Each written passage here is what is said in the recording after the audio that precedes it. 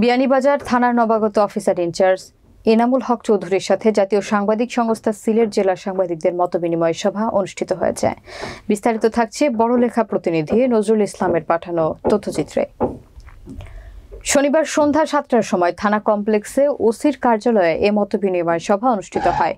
মতবিনিময় সভায় উপস্থিত ছিলেন জাতীয় সাংবাদিক সংস্থা সিলেট জেলার সভাপতি এম.এ. রশিদ, সিনিয়র সহসভাপতি আজিজুর রহমান সহ সভাপতি মোহাম্মদ নজরুল ইসলাম, সাধারণ সম্পাদক মোহাম্মদ রুয়েল কামাল, অর্থ সম্পাদক ইবান হোসেন, তথ্য প্রযুক্তি বিষয়ক সম্পাদক মোহাম্মদ আব্দুল করিম, ধর্ম বিষয়ক সম্পাদক মুশফাকুর রহমান, সদস্য শোয়েব আহমদ এবং থানার second officer Asadur Rahman, sub inspector Mahmudul Hasan.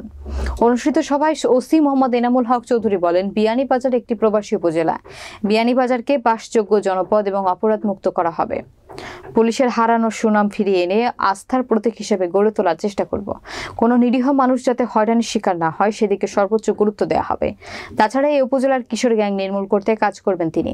শুধু তাই নয়, মাদক সেবীদের বিরুদ্ধে কঠোর অবস্থানের কথা জানিয়ে উপজেলার আইন শৃঙ্খলার পরিস্থিতি সুন্দর স্বাভাবিক রাখতে এবং সকল অপরাধমূলক কার্যক্রম প্রতিরোধে সাংবাদিকদের সহযোগিতা কামনা করেন তিনি।